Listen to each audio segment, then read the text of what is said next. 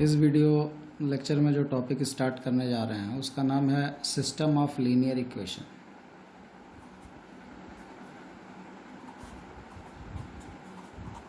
System of linear equation.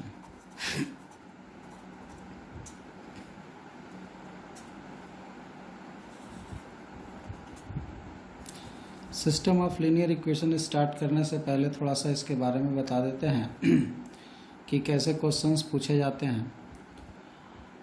इसमें हम लोग लीनियर इक्वेशन को सॉल्व करने का तरीका सीखेंगे। लीनियर इक्वेशन हम लोग ऑलरेडी क्लास 10th में सॉल्व किए हुए हैं 2 वेरिएबल तक, ax plus B Y plus C is equal to 0, lx plus M Y plus N is equal to 0 solve करके x और y की वैल्यू निकालते थे क्लास 10th में। वहाँ पे हम इक्वेशन को elimination method, substitution method, cross multiplication method से सॉल्व करते थे। यहाँ पर भी हम लोग system of linear equation solve करेंगे 2 वेरिएबल का, 3 वेरिएबल का, मोस्टली 3 वेरिएबल का ही यहाँ पे चर्चा होगा। जो लीनियर इक्वेशन सॉल्व करने की जहाँ तक बात है, तो लीनियर इक्वेशन को सॉल्व करने के लिए कभी भी किसी कॉम्पिटिटिव एग्जाम में ऑब्जेक्टिव क्वेश्चन में जनरली नहीं पूछता है। क्यों नहीं पूछता है? क्योंकि ऑब्जेक्टिव एग्जाम में अगर सोल्यूशन पूछेगा इक्वेशन का, तो आप बिना सॉल्व किए ऑप्शन से वैल्यू उठा करके रख करके और चेक कर सकते हैं कि कौन सा वैल्यू इक्वेशन को सेटिस्फाई कर रहा है, तीनों इक्वेशन को या दोनों इक्वेशन को, और वही हमारा रिजल्ट हो जाएगा। तो इसलिए आप किस मेथड से क्या अप्रोच करने जा रहे हैं, क्या अप्लाई करने जा रहे हैं, कैसे सॉल्व कर रहे हैं, ये सब चीज़ें वहाँ पे क्लियर नहीं हो पाती हैं। और लीनियर इक्वेशन जैसा क्वेश्चन जेई एडवांस या जेई मेंस सॉल्व करने के लिए कभी देता नहीं है, पहली बात। दूसरी बात, बोर्ड एग्जाम में जहाँ तक बात है, क्लास 12th के बोर्ड एग्जाम में सिस्टम ऑफ लीनियर इक्वेशन से हर साल एक क्वेश्चन आता है।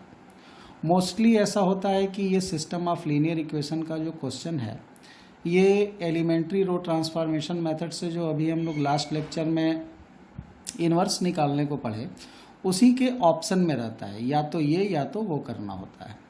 ठीक है, तो बोर्ड एग्जाम में इसका सोल्यूशन पूछता है, क्योंकि वहाँ पे सब्जेक्टिव एग्जाम है, कैसे आप सॉल्व कर रहे हैं ये चीज़ वहाँ पर मैटर करता है। सिस्टम ऑफ लीनियर इक्वेशन को सॉल्व करने के लिए जनरली 2 मेथड्स यहाँ पर हम लोग डिस्कस करेंगे। एक है मैट्रिक्स मेथड और एक है क्रैमर रूल। मैट्रिक्स मेथड ही आपके बोर्ड सिलेबस में है। बोर्ड में जो क्वेश्चन पूछा जाएगा वो हमेशा मैट्रिक्स मेथड से ही लीनियर इक्वेशन सॉल्व करने के लिए आपसे कहेगा। दूसरा, इसका इम्पोर्टेंस जेई एडवांस या जेई मेंस में किस तरह से है, तो ये एक चीज़ ध्यान रखो कि मोस्टली लगभग हर साल जेई मेंस या जेई एडवांस में सिस्टम ऑफ लीनियर इक्वेशन से क्वेश्चन रहता है।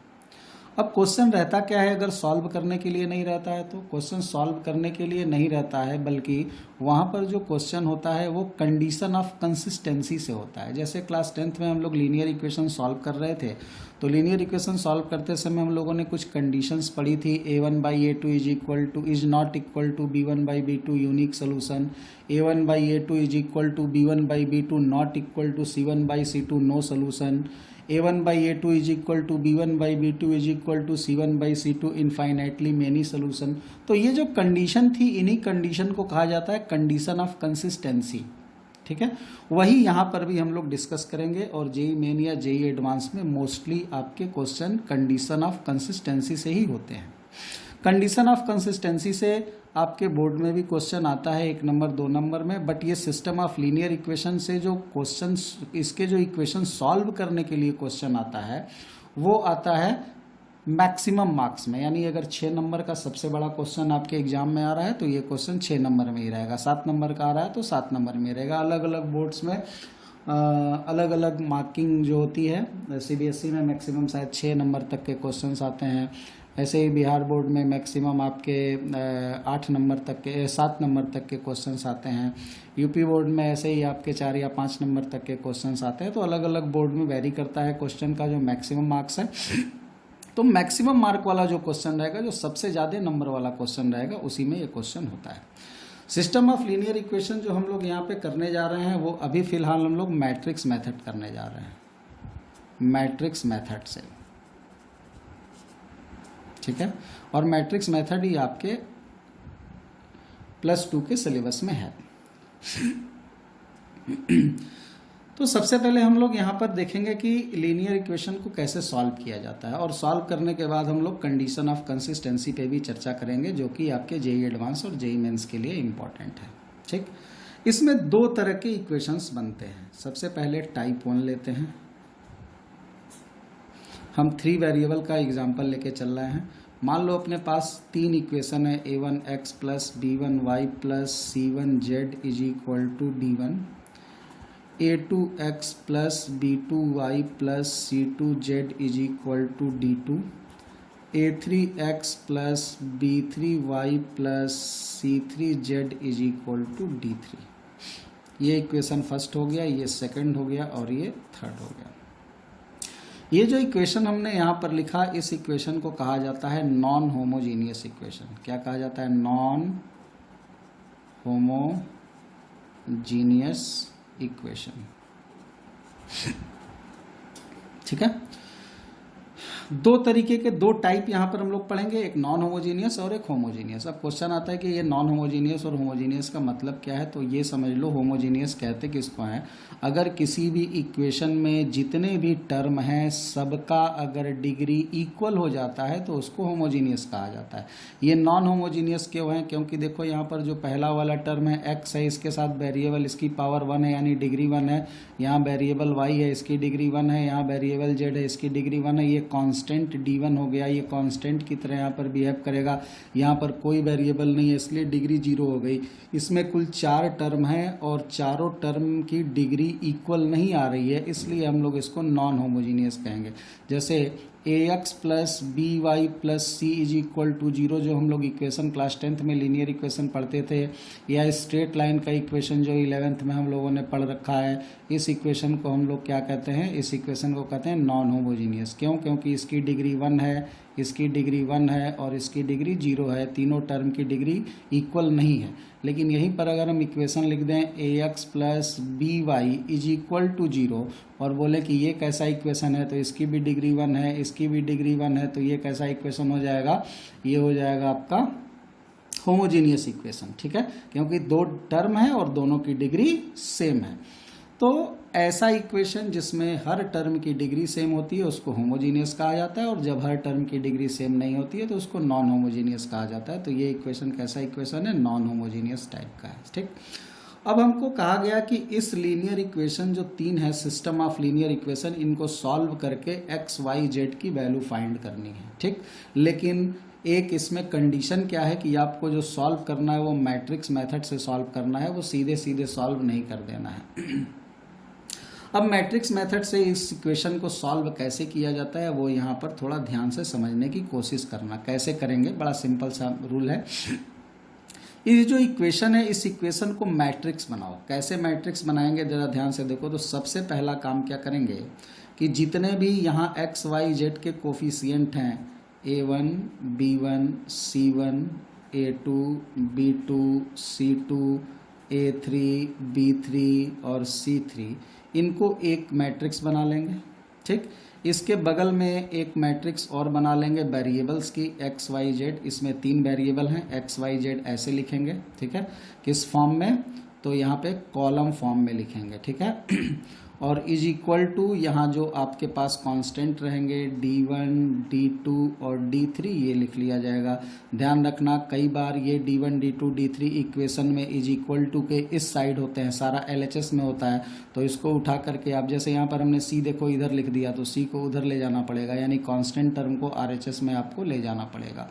ये d1 d2 d3 हो गया।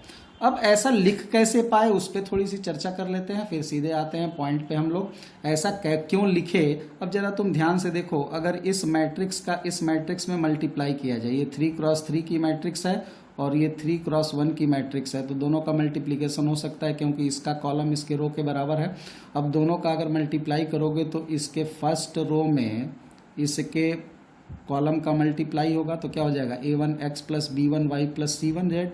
फिर इस रो में मल्टीप्लाई करोगे तो a2x plus b2y plus c2z, फिर a3x plus b3y plus c3z, ये किसके बराबर हो जाएगा, d1 d2 d3 के। तो पहला वाला पहले वाले के, दूसरा वाला दूसरे, तीसरे वाला तीसरे के बराबर, मतलब यही तीनों बन जाएगा। यानी इन दोनों मैट्रिक्स को अगर तुम मल्टीप्लाई करके और इक्वल कर दोगे इसको इसके, तो तुम्हारी यही तीनों इक्वेशंस फॉर्म हो जाएंगी। तो इस इक्वेशन को हम ब्रेक करके इस तरीके से मैट्रिक्स के प्रोडक्ट के फॉर्म में लिख सकते हैं। तो ये ध्यान रखना कि सीधे सीधे मैट्रिक्स में एक्स वाई जेड का जो भी आपका कोफिशिएंट रहेगा उसकी एक मैट्रिक्स बनाएंगे, वेरिएबल एक्स वाई जेड का एक कॉलम मैट्रिक्स बनाएंगे, और d1 d2 d3 कांस्टेंट का भी एक कॉलम मैट्रिक्स बना लेंगे। अब यहाँ पर इस मैट्रिक्स को A मान लेंगे, वेरिएबल वाली मैट्रिक्स को कैपिटल X मान लिया क्योंकि यहाँ स्मॉल x यूज किया हुआ है, और इधर जो हमारा कांस्टेंट वाला है उसको B मान लेंगे। इसको A मान लिया, इसको X मान लिया, इसको B मान लिया। हमको वैल्यू किसकी निकालनी है, एक्स वाई जेड की, यानी यहाँ पर हमको इस X की वैल्यू निकालनी है। तो अगर X की वैल्यू निकालनी है तो ये A हमारा क्या होगा, यहाँ से हटाना पड़ेगा, और A यहाँ पर इधर अगर शिफ्ट किया जाए या दोनों साइड अगर A इनवर्स से मल्टीप्लाई कर दिया जाए तो ये क्या हो जाएगा, A इनवर्स B हो जाएगा। ठीक, अब यहाँ से हमको एक चीज़ और मिली, हम जानते हैं, क्या जानते हैं कि A इनवर्स को हम कुछ लिख सकते हैं। इनवर्स में हम लोगों ने पढ़ा है, क्या पढ़ा है, A इनवर्स को क्या लिख सकते हैं, adjoint of A upon determinant of A, ये हम लोग पढ़े हुए हैं। और इनटू क्या है, यहाँ पर B है तो B के साथ यहाँ पर इनटू कर देंगे इसको, तो इनटू हो गया B। तो ये जो आया हमारे पास यही हमको रिजल्ट देगा, यही हमको रिजल्ट देगा। इसी फार्मूले से हमको एक्स वाई जेड की वैल्यू मिलेगी। अब क्वेश्चन आता है कि वैल्यू मिलेगी कैसे, तो इसके लिए हम लोग एक एग्जाम्पल करते हैं और वहाँ से हम देखेंगे कि कैसे हम एक्स वाई जेड की वैल्यू निकाल सकते हैं। मान लो ये एग्जाम्पल हमको सॉल्व करके एक्स वाई जेड की वैल्यू निकालनी है। ठीक है, हमने अभी क्या बताया कैसे इसको सॉल्व करना है, solve by matrix method, matrix method. यही मेथड आपके बोर्ड एग्जाम में पूछा जाएगा। क्रेमर रूल जो अभी हमने बताया कि एक मेथड और होता है वो आपके सिलेबस में नहीं है, और क्रेमर रूल यहाँ पर अगर आप नहीं भी पढ़ते हो तो कोई फ़र्क पड़ने वाला नहीं है, क्योंकि जो काम क्रेमर करेगा वही यहाँ पर मैट्रिक्स मेथड भी करेगा। तो जेई मेंस जेई एडवांस के जो क्वेश्चंस होंगे उसमें मेथड इंपॉर्टेंट नहीं होता है, वहाँ के क्वेश्चंस को हम लोग मैट्रिक्स मेथड से करें कि क्रेमर रूल से करें वो इंपॉर्टेंट नहीं है। और जहाँ तक कंडीशन ऑफ कंसिस्टेंसी की बात है जो कि आपके जेई मेन या एडवांस में पूछा जाएगा, वो कंडीशन ऑफ कंसिस्टेंसी यहाँ भी वैसे ही होगी डिफाइन और वहाँ भी वैसे ही डिफाइन होगी, थोड़ा बहुत चेंज आता है, मेथड का चेंज आता है, रिजल्ट का चेंज नहीं आता है।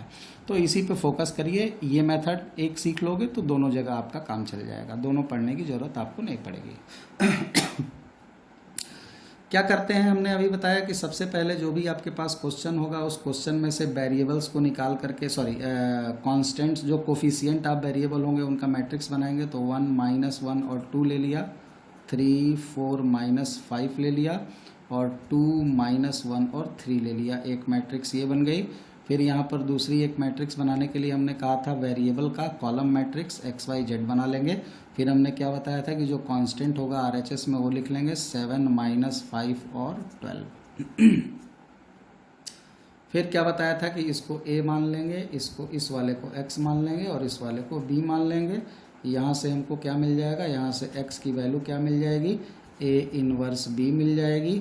और यहाँ से हम लोग एक चीज़ और लिख सकते हैं, x is equal to A inverse को क्या लिख सकते हैं, तो A इनवर्स को लिख सकते हैं adjoint of A upon determinant of A into B। ठीक है, हमको x की वैल्यू निकालनी है, यही तो, इसी को तो x माना है, इसी की वैल्यू निकालनी है। तो x की वैल्यू निकालनी है तो हम x की वैल्यू कैसे मिलेगी, तो हम एडजॉइंट ऑफ A निकालें पहले, फिर डिटर्मिनेंट ऑफ A निकालें और फिर B में मल्टीप्लाई करें। तो अब देखो करने जा रहे हैं इसको। तो सबसे पहले A का डिटर्मिनेंट निकाल लो। A का डिटर्मिनेंट कैसे निकलेगा, तो A का डिटर्मिनेंट हम डायरेक्ट निकाल देते हैं, इसी का डिटर्मिनेंट निकाल लेना। ये जो मैट्रिक्स इसी को नहीं माने हैं, इसी का डिटर्मिनेंट निकालेंगे तो क्या आएगा 1 और इधर हो जाएगा 4 3 जा 12 और -5, तो हो जाएगा 12 -5।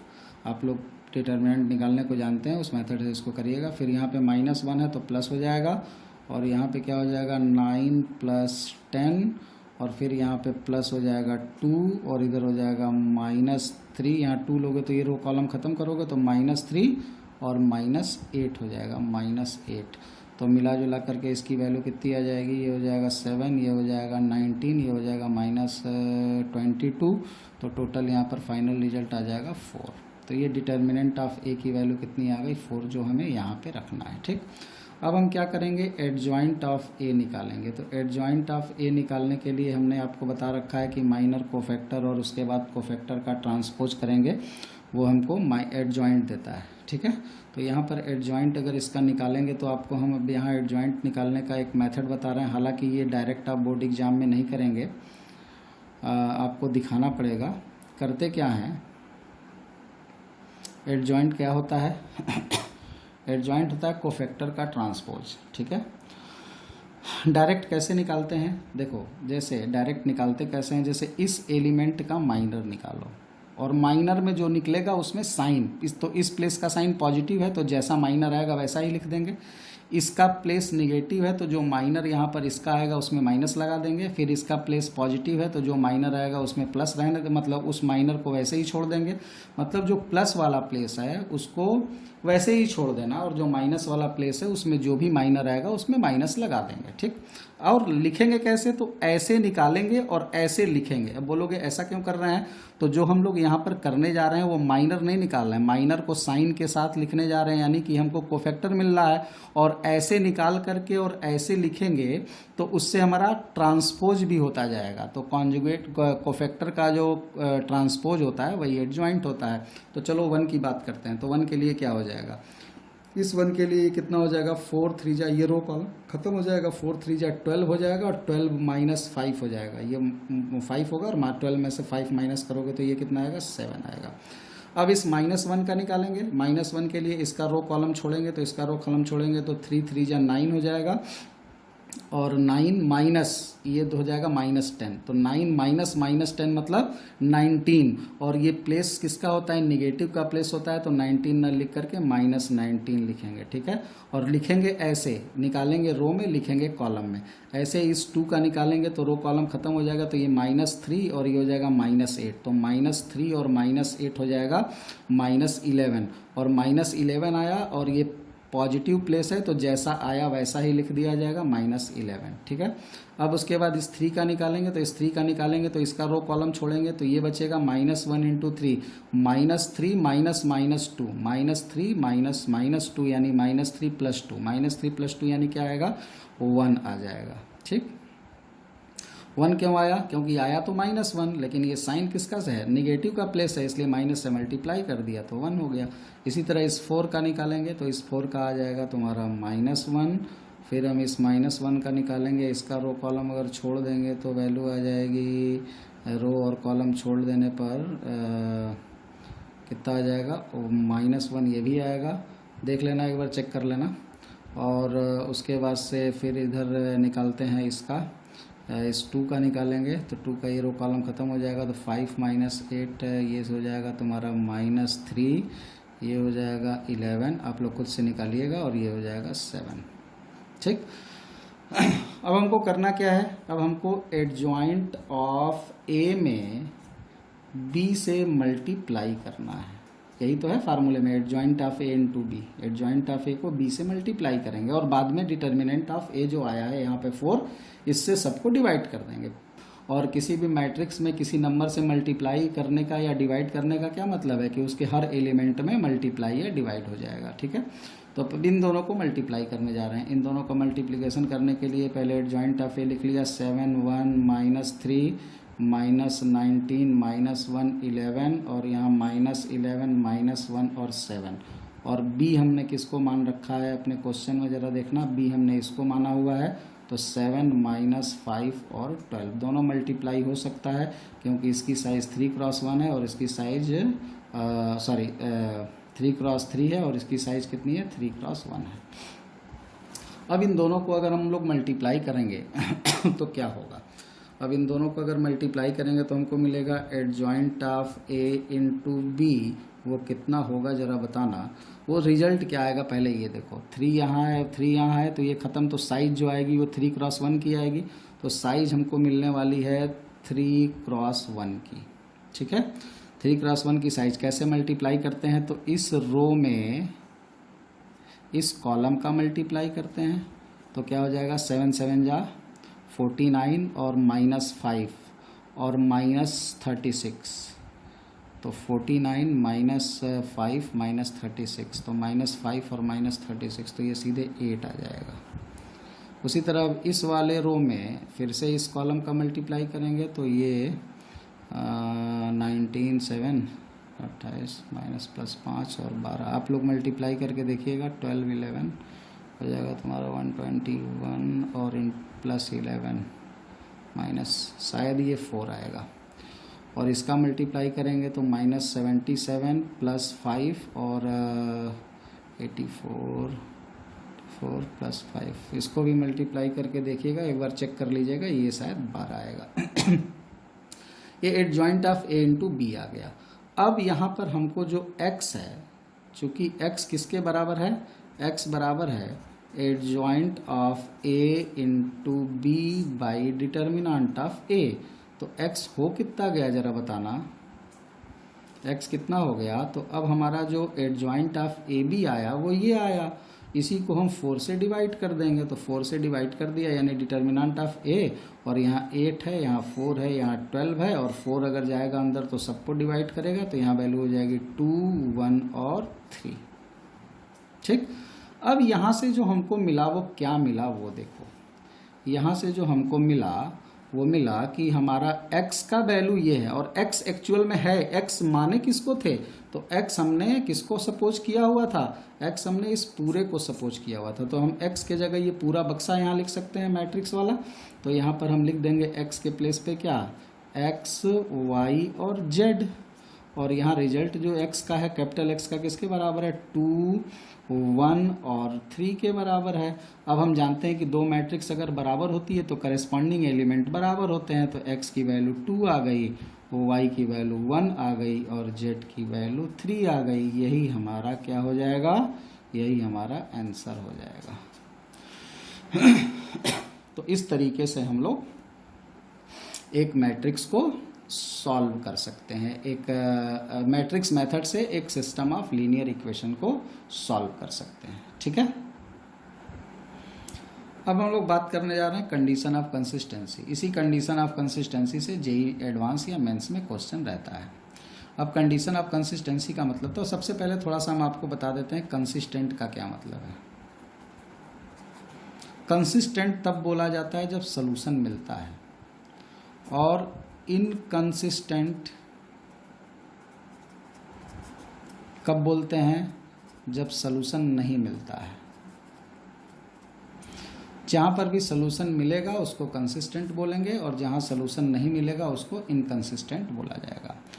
अब कंडीशन क्या क्या है, कब हमको सॉल्यूशन मिलेगा और कब सॉल्यूशन नहीं मिलेगा, इसी चीज़ को हम यहाँ पर without solving the equation directly equation देख करके ये कैसे पता कर सकते हैं कि इक्वेशन सॉल्व होगा या नहीं होगा, सॉल्यूशन मिलेगा या नहीं मिलेगा, या मिलेगा तो कैसा सॉल्यूशन मिलेगा। तो उन सब चीज़ों का डायरेक्ट यहाँ प्रॉपर्टी के थ्रू हम लोग चर्चा करेंगे, और वही यहाँ पर कंडीशन ऑफ कंसिस्टेंसी में हम लोग डिस्कस करेंगे। तो सबसे पहले हम लोग यहाँ पे बात करते हैं, अगर मान लो कि a का डिटर्मिनांट 0 नहीं है, मान लो a का डिटर्मिनांट 0 नहीं होता है, तब क्या होता है, then system of equation have unique solution. जैसे 2 वेरिएबल में आप लोग पढ़े हो कि a1/a2 is not equal to b1/b2 unique solution, class 10th में रखे हो, पढ़े हो, याद होगा। लास्ट में अभी हम उसको लिख भी देंगे अगर भूल गया होगा तो यहाँ पर क्या होता है, 3x3 वाले में हम लोग क्या देखते हैं, 3 वेरिएबल वाले में क्या देखते हैं, जो डिटर्मिनेंट हम लोगों ने अभी थोड़ी देर पहले की एग्जांपल सॉल्व करके निकाला जिसकी वैल्यू 4 आई थी, अगर मान लो वो 4 आ गई तो 4 देखते ही हम लोग ये जान जाते कि इसका यूनिक सोल्यूशन होगा। और क्वेश्चन हम लोग सॉल्व किए थे तो आप देखे भी थे कि रिजल्ट आया था आपका 2 1 और 3, x का 2, y का 1 और z का 3 वैल्यू आया था। तो क्यों आया था, पहले से ही हमको पता चल जाता, हम डिटर्मिनेंट ए निकाले और नॉट इक्वल टू 0 था, तो सोल्यूशन क्या आएगा ये भले ना पता चलता, लेकिन ये हमको पता चल गया था कि इसका एक सोल्यूशन होगा, यूनिक सोल्यूशन होगा। और सोल्यूशन है तो क्या बोल देंगे इसको, कंसिस्टेंट। क्योंकि सोल्यूशन हो गया, यूनिक सोल्यूशन है तो यानी सोल्यूशन तो मिल रहा है, और जहाँ सोल्यूशन मिलता है उसको नाम देते हैं कंसिस्टेंट। दूसरा यहाँ पे पॉइंट क्या है, अगर मान लो कि डिटर्मिनेंट ऑफ ए 0 हो जाता है, तब क्या करते हैं, तब हम लोग adjoint of A into B check करते हैं,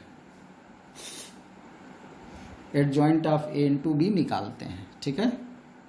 देन फाइंड दिस या चेक दिस, इसको चेक करेंगे, ठीक है। अगर मान लो, अब यहाँ केस बनेगा, केस फर्स्ट, और एक केस बनेगा केस सेकंड। अगर मान लो कि adjoint of A into B तुम्हारा 0 नहीं होता है, एडजॉइंट ए इंटू बी यानी ए का एडजॉइंट निकाला और बी मैट्रिक्स से उसको मल्टीप्लाई किया और वो नल मैट्रिक्स नहीं आती है, 0 नहीं आता है, तो उस सिचुएशन में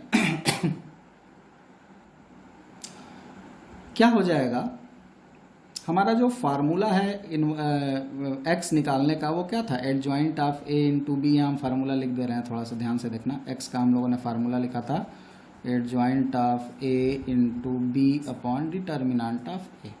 ऊपर वाला मान लो 0 नहीं है और नीचे वाला 0 आ जाता है, तो इसकी वैल्यू तो इन्फिनिटी हो जाएगी, यानी अनडिफाइंड हो जाएगी कि नहीं हो जाएगी। ऊपर नॉन जीरो और नीचे 0, तो 0 ऊपर नॉन जीरो नीचे 0 यानी इन्फिनिटी। तो if adjoint of A B not equal to 0 हो जाएगा, तो ऐसी सिचुएशन में देन नो सोल्यूशन, हमको सोल्यूशन नहीं मिलेगा, क्योंकि सोल्यूशन अनडिफाइंड हो गया, ठीक है। सोल्यूशन नहीं मिलेगा, और सोल्यूशन नहीं मिलेगा तो हम इसको क्या नाम देंगे, इनकंसिस्टेंट। केस सेकंड में देखो, अगर मान लो कि तुम्हारा adjoint of A into B भी 0 हो जाता है, adjoint of A into B 0 मतलब नल मैट्रिक्स, यहाँ 0 नंबर नहीं है, 0 नल मैट्रिक्स है, क्योंकि इधर में 2 मैट्रिक्स का मल्टीप्लाई है, तो रिजल्ट भी मैट्रिक्स ही आएगा। 0 से हमने पहले भी बताया था, नल मैट्रिक्स को डायरेक्टली 0 से डिनोट किया जा सकता है। तो अगर adjoint of A into B 0 यानी नल मैट्रिक्स आ जाता है, तब यहाँ पर खेल फंसेगा। क्यों खेल फंसेगा, क्योंकि ऐसी सिचुएशन में ऊपर वाला भी 0 आ गया और नीचे वाला भी 0 आ गया, तो ऊपर और नीचे दोनों 0 आ गया, तो ये फॉर्म हो गया। थोड़ी देर के लिए हम लोग लिमिट चैप्टर अगर पढ़ चुके हैं तो हमको मालूम होगा कि 0/0 का जो फॉर्म होता है वो कैसा फॉर्म होता है, इनडिटर्मिनेंट फॉर्म होता है। और इनडिटर्मिनेंट फॉर्म सॉल्व होगा या नहीं होगा, ये हम लोग लिमिट लगा करके सॉल्व करने के बाद जान पाते हैं। तो अगर 0/0 आ गया, यानी अगर adjoint of A into B भी 0 आ जाता है तब क्या हो सकता है, तब हो सकता है कि 0/0 का डिफाइंड वैल्यू मिले और हो सकता है ना मिले, क्योंकि आप लोग लिमिट में देखे हो कि कई बार 0/0 के जो लिमिट के क्वेश्चन सॉल्व होते थे तो 0/0 का फॉर्म रहता था लेकिन रिजल्ट मिलता था, रिजल्ट एक डिफाइंड वैल्यू मिलता था। और कई बार 0/0 होता था और रिजल्ट इन्फिनिटी भी आ जाता था। क्या आएगा वो तो हमको कैलकुलेशन करने के बाद ही पता चलेगा। इनडिटर्मिनेंट फॉर्म ऐसा फॉर्म ही होता है, जैसे देखो एक डिफाइंड होता है, एक अनडिफाइंड होता है और एक इनडिटर्मिनेंट। मैथ में 3 तरीके की चीज़ें होती हैं, एक डिफाइंड, एक अनडिफाइंड, एक इनडिटर्मिनेंट। डिफाइंड मतलब जो फिक्स है कि भाई सही है, अनडिफाइंड यानी वो भी फिक्स है कि मतलब नहीं, कुछ नहीं है, अनडिफाइंड है, डिफाइंड नहीं है। और इनडिटर्मिनेंट का मतलब होता है कि कुछ खर्चा पानी दे करके हम चेक करते हैं, कैलकुलेशन करके। खर्चा पानी देने का मतलब कुछ कैलकुलेशन करके हम चेक करते हैं कि ये डिफाइंड है या नहीं। मतलब इनडिटर्मिनेंट फॉर्म डिफाइंड हो भी सकता है और डिफाइंड नहीं भी हो सकता है, वो सोल्यूशन या कैलकुलेशन करने के बाद ही हम कुछ बोल सकते हैं उसके बारे में। तो अगर यहाँ पे 0/0 का फॉर्म आ गया तो यहाँ पे 2 चीज़ें फंसेंगी। क्या होगा, देन मे बी कंसिस्टेंट और इनकंसिस्टेंट, दोनों हो सकता है, ठीक है। अगर कंसिस्टेंट हुआ, इफ कंसिस्टेंट, अगर कंसिस्टेंट हुआ देन हैव मेनी सॉल्यूशन, तो उसके सॉल्यूशन तो मिलेंगे लेकिन बहुत सारे सॉल्यूशन मिलेंगे। मेनी सॉल्यूशन मतलब जैसे अभी हम लोग क्वेश्चन सॉल्व किए थे तो x, y, z की वैल्यू आई थी 2, 1 और 3। यहाँ पर ऐसी कंडीशन में क्या मिलेगी, x की वैल्यू, y की वैल्यू, z की वैल्यू। एक वैल्यू नहीं मिलेगी, ढेर सारी वैल्यू मिलेगी। मतलब x की वैल्यू मान लो मिल गई 2 लैम्डा y की वैल्यू मिल गई लैम्डा, z की वैल्यू मिल गई 3 लैम्डा। इसका मतलब क्या हुआ कि लैम्डा चेंज करते जाओगे तो x y z तमाम वैल्यू देता रहेगा। तो अगर adjoint of a into B 0 हो जाता है तो पहले तो हम यहाँ कन्फ्यूजन में फंस जाएंगे। किस कन्फ्यूजन में कि कंसिस्टेंट भी हो सकता है और इनकंसिस्टेंट भी हो सकता है। लेकिन अगर कंसिस्टेंट है तब हमको जो सोल्यूशन मिलेगा वो कितना सोल्यूशन मिलेगा, मेनी सोल्यूशन मिलेगा। और सोल्यूशन मिल गया मतलब इसको क्या बोला जाएगा, कंसिस्टेंट बोला जाएगा। तो यहाँ पर मेनी सोल्यूशन की कंडीशन और यूनिक सोल्यूशन की कंडीशन और नो सोल्यूशन की कंडीशन आपको पता चल चुकी है। मेन बेसिकली अगर देखा जाए तो यूनिक सोल्यूशन की कंडीशन क्या है कि डिटर्मिनेंट 0 नहीं होता है। नो सोल्यूशन की कंडीशन क्या है कि डिटर्मिनेंट 0 होता है। और मेनी सोल्यूशन की भी कंडीशन क्या है कि डिटर्मिनेंट 0 होता है। यानी ये डिटर्मिनेंट 0 जो है ये कंफ्यूजिंग है। Determinant of A is equal to 0 ये नो सोल्यूशन के लिए भी यूज होगा और मेनी सोल्यूशन के लिए भी यूज होगा। ठीक है, अब उसमें कौन सा नो सोल्यूशन और कौन सा मेनी सोल्यूशन उसको कौन बताएगा, adjoint of A into B बताएगा कि ये क्या होगा। ठीक है, अब हम लोग यहाँ पर थोड़ी सी मेहनत करेंगे, थोड़ी चर्चा करेंगे कि आखिर हम ये कैसे जान पाएंगे कि यहाँ adjoint of A into B is equal to 0 होने पर ये कंसिस्टेंट मानेंगे कि इनकंसिस्टेंट मानेंगे। क्या इसके लिए हमें लिमिट करना पड़ेगा, क्योंकि 0/0 का फॉर्म आ गया तो डरने की ज़रूरत नहीं है। यहाँ पे लिमिट आपको बिल्कुल नहीं करना पड़ेगा। इसको करने का एक अलग अप्रोच है, एक अलग मेथड है, जिसको हम लोग डिस्कस करेंगे अगले वीडियो में। तो यहाँ तक का आप बिल्कुल पहले क्लियर कर लो, समझ लो कंडीशन ऑफ कंसिस्टेंसी डायरेक्टली कैसे आप देख करके बता सकते हो। नेक्स्ट वीडियो में हम लोग इस पे थोड़ी सी चर्चा करेंगे कि आखिर हम इस केस में ये कैसे पहचानेंगे कि कंसिस्टेंट है या इनकंसिस्टेंट है। ठीक है, तब तक आप इसको रिवाइज करिए। पीछे एक एग्जाम्पल बताया उसको देख करके आप अपने एनसीईआरटी के क्वेश्चन सॉल्व करिए, क्योंकि सोल्यूशन निकालने के लिए तो आपको बोर्ड एग्जाम में ही पूछा जाएगा, जेई में नहीं पूछा जाएगा। और इस तरीके के क्वेश्चन कंसिस्टेंसी पे जेई में पूछे जाते हैं, जिसको अभी हम अगले वीडियो में डिस्कस करते हैं कि कैसे क्वेश्चंस पूछे जाते हैं और किस तरीके से उनको सॉल्व किया जाता है।